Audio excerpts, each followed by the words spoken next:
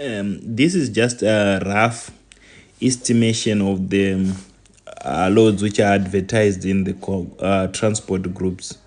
So you can take the numbers and you liaise with these people and you see how it being charged. So you find out that, like, for example, they can say from Joburg to Kolo is 190. So for you to calculate your profit, just know that 70% of that money which is charged can take you to Kolowezi and come back to Johannesburg. You go loaded maybe 13 tons of mining equipment or 15 tons of mining equipment, and you come back empty. So these loads, like let's say from Zambia, they will say 1,000 to Harare. It's lower, but it makes sense. Let's say that on your 30%, you add on that 30% profit on you have. So let's say you are left with 70,000 or 80,000. Let's say you go to Kolowezi and plus 1,000 to Harare.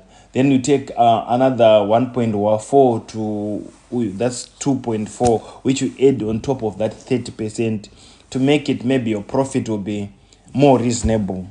But it's also time consuming, so I don't advise you to just pick those loads which would delay the time frame, because remember, if you go to DRS, make sure per month you drop a POD. So don't take loads which will kill you for nothing.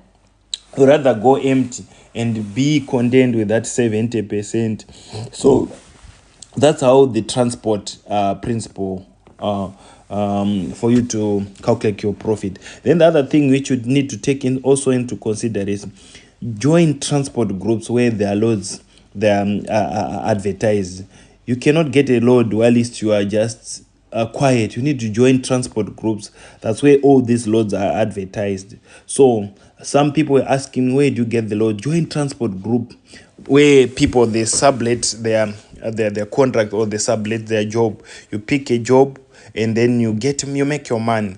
So don't be discouraged to buy a truck saying that you don't have a contract. You can always get a loads if you go into transport groups. If you need links for this, you come to my DM.